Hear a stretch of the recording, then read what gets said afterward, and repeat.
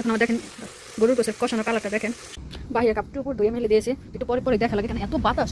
ওই যে দেখেন বাতাস পড়ে যায়, খুবই যন্ত্রণায় আছি। আজকে গোশ রান্না করব আর গোশে ফ্রিজ থেকে বের করতেছি। আসসালামু আলাইকুম, hello everyone, back to my new blog. আশা করি সবাই ভালো আছেন।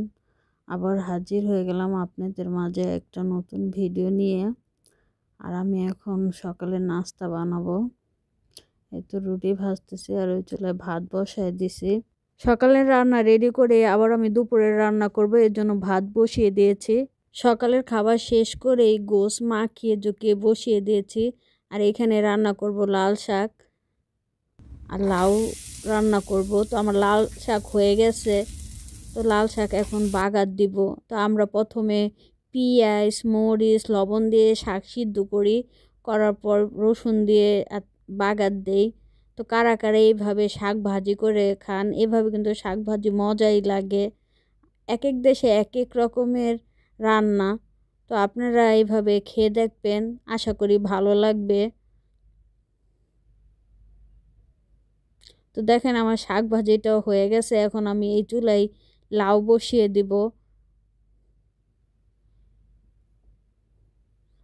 তো এখন আমি শাক ভাজি বাড়িতে বেড়ে ফেলবো। তো খুসুনতে কতক্ষণে বাড়বে, এর জন্য হাত দিয়ে কাঁচায় ফেললাম। এত ধৈর্য নাই, বাইরে বাইরে রান্না বান্না করা এত ঝামেলা। আমার কাছে রান্না বান্না করতে খুবই ঝামেলা মনে হয়। তা আমার মতো কারা কারা রান্না করতে পছন্দ করেন না কমেন্টে জানাবেন। আবার অনেকে আছে রান্না করতে খুবই পছন্দ করে। তো যেমন আমার আম্মা, সে রান্না করতে খুবই পছন্দ করে। বলেন এটা কি কোনো কথা? গোশ লাড়া দেওয়ার পর বুঝতে পারলাম যে আদা রসুন দেই নাই। আদা রসুন ছাড়া কি গোশ স্বাদ হবে বলেন? তো এখন আমি এই পর্যায়ে আদা রসুন দিয়ে দিতেছি, কী করব মনে ছিল না। এর জন্য যখন মাংসটা মাখিয়েছে তখন দিতে ভুলে গেছিলাম, এখন দিয়ে দিলাম। তো স্বাদ মনে হয় ঠিকঠাকই হবে। তো আমি একটু লাউয়ের মধ্যে আদা রসুন দিয়ে দিলাম।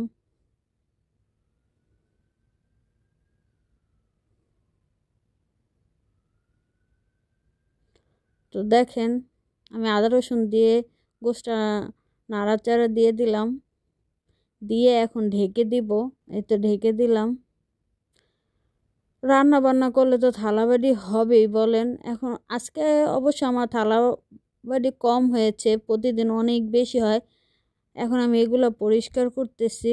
ভাই বিদেশে এসে পুরাই বুয়া হয়ে গেছি, কিন্তু আফসোস যে বাংলাদেশে কাজ করলে টাকা পাওয়া যেত, এখানে টাকা পাওয়া যায় না। বাইরে কাপটির উপর ধুয়ে মেলে দিয়েছে, একটু পরে পরে দেখা লাগে কেন এত বাতাস। ওই যে দেখেন পড়ে গেছে। আর আমাদের ওই যে বাসার উপরে কাজ করতেছে, এর জন্য এত কিছু ওই যে উপরে কাজ করতেছে, এর জন্য এগুলো সব এখানে রেখেছে। টাইস মেশার দেখেন এখানে যে কাপড় চোপড় মেলে দিয়ে যায়, আর বাতাসে মানে এত পরিমাণের বাতাস পড়ে যায়, খুবই যন্ত্রণায় আসছি। তো এই নিয়ে 3বার উঠে দিয়ে গেলাম, উঠে দিয়ে গেলে লাভ হয় না, থাকে না, পড়েই যায়। কী করবো এখন বুঝতেছি না। কাপড় চোপড়ও তো শুকানো লাগবে, এত পরিমাণের বাতাস খাইলাম।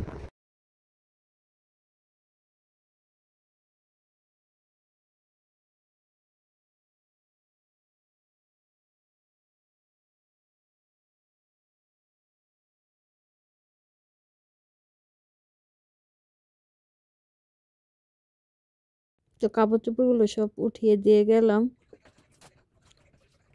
আর এখন আমি একটা হাত মোছার তৈলা ধুইতেছি।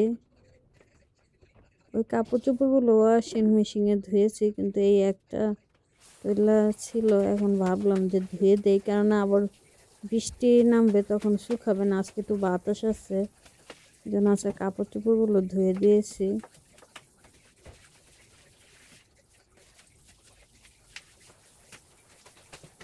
তো আপনারা বলতে পারেন যে সব কাজই করে, টয়লেট পরিষ্কার করা, রান্না বান্না, মানে এভরিথিং।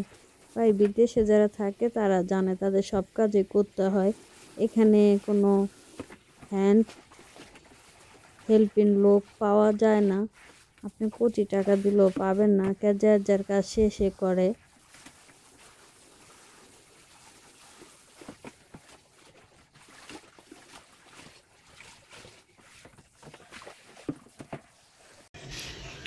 বেসিনে টয়লেটে হারপিক দিয়ে রেখেছি, এখন এগুলো ক্লিন করব। সব কাজ করতে হয়, কিছু করার নাই, এটা নিয়ে ভালো লাগে না।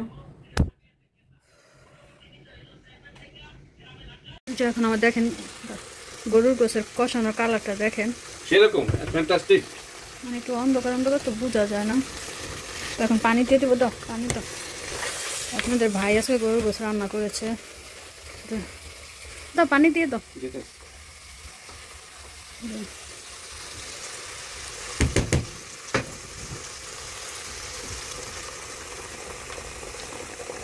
কষানো হয়ে গেছে, এখন পরিমাণ মতো পানি দিয়ে দিতেছি, গরম পানি করে। আচ্ছা চুলা এটা বন্ধ কেন? আমি কেন তুমি বন্ধ করো না? চুলা তো কি এটা উঠছে অনেক কিছু না, দেখে দেয়। বাতাসের জন্য লাস্ট পর্যন্ত আমার কাপড় চোপড় রুমে নিয়ে আসতে হলো। আর আমার গোছও রান্না হয়ে গেছে, এখন আমি যে একটু জিরা গুঁড়া দিয়ে নামিয়ে ফেলবো, নামিয়ে দুপুরে খাওয়া দাওয়া করব।